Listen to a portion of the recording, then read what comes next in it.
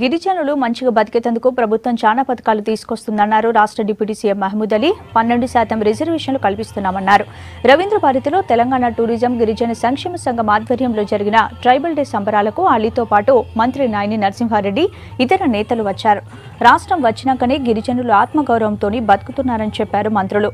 కార్యక్రమంలో గిరిజన డ్యాన్సులు ఆకట్టుకున్నాయి.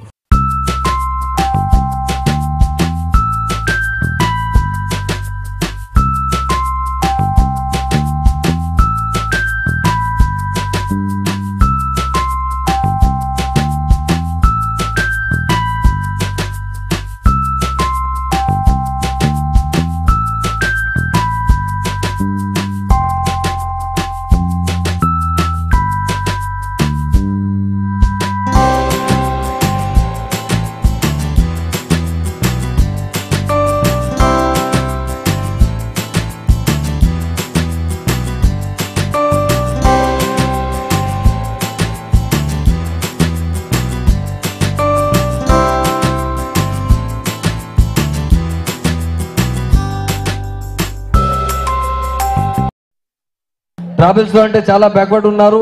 తప్పకుండా ఆయన డెవలప్మెంట్ కోసం మా ఆనరబుల్ సీఎం గారు చాలా మంచి స్కీమ్ తీసుకొస్తున్నారు.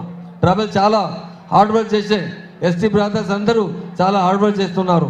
ఎడ్యుకేషన్ కోసం కేజీలో పీజీలో 2 లక్షల స్టూడెంట్స్ ఉన్నారు. హాస్టల్లో మొత్తం ఫ్యూచర్ మంచి బాగా అవుతుంది. ఫార్మర్స్కు మా సీఎం గారు స్పెషల్ అంటే 8,000 పర్ ఎకర్ ఇస్తున్నారు. 100% ఎస్టీ ఫార్మర్స్కు మా సీఎం గారు ట్రాక్టర్ కోసం 80-90% సబ్సిడీ ఇస్తున్నారు. और ఇంకో లోన్ కోసం भी 80-90% లోన్ ఇస్తున్నారు. తెలంగాణ వస్తే ఏమొస్తుంది? తెలంగాణ వస్తే గిరిజనులు రవీంద్ర భారతిలో పండుగ చేసుకుంటారు.